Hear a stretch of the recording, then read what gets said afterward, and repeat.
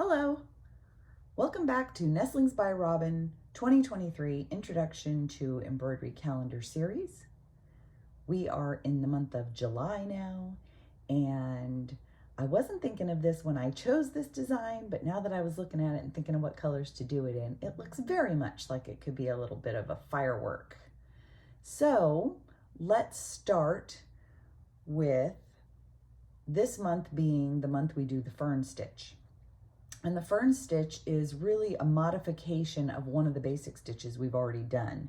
And so that's where we'll be heading forward, is doing some modification on our basics. And I like to think of the fern stitch as kind of a back stitch with wings. And as you can see here, I substituted. So when we look at the design for July, here is our design for July. And in the original, this is a flower design that I had that has a bit of a wavy top here. And like I started to show you here, I just substituted the fern stitch for it there. Now on this original one, I did put the wavy stitch up there, but this fern stitch was much easier to do in that spot. Fun fact, my grandmother, her name was Fern, and that was partly one of the reasons I chose this stitch as I was going through looking for stitches to include in the calendar. I can imagine her sitting and doing this on one of those wool crazy quilts that they used, very much utilitarian back in the early part of the 1900s. Her family, I know they made one. I don't have it anymore, but I do know they had one. So this is what it looks like. And here it is. I started this one, and then I had a picture from 4th of July that looked like a moon with a firework in front of it. So that was kind of what this was representing.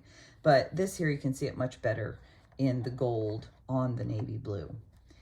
And to that purpose, I have a little sampler done up here, which is what we did the last few months. And I thought it was a really great way to show you different ways you can use it.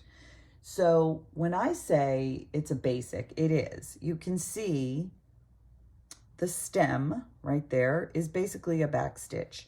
And you can see why they named this a fern stitch, or it's also called a feather stitch. You kind of get that feel of a feather. You've got the backbone of the feather and then the things that go off of it. And so when you do this, you could keep them all even, which is usually what happens. You keep them very even. But what if you did something different? And what I mean by even is, whatever your stitch length is, your wing stitches here are going to be even with the top and then even with the one above it. So see, those should be even though I switched this one up, because that's what I wanted to talk about, was look at all the fun things you can do with it. You can make them even.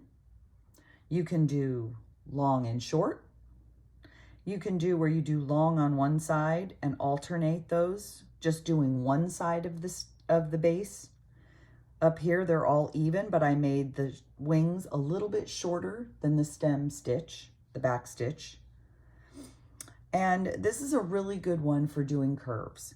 I know it seems like it wouldn't be, but what you do is on that inside curve here, you make that side a little bit shorter, and then you can make the wings longer on that side, and then alternate it as you go into the curve the other direction. And on this one here, you can see that I just did them very even going up the curve. So you don't have to alternate them. It works either way, and that's what's wonderful about this stitch. It's extremely versatile. Before we go today, let's just do a couple of stitches real quick. So again, as I've said before, I like to stitch away from myself. So if this was the last one here, I'm gonna come out, ready?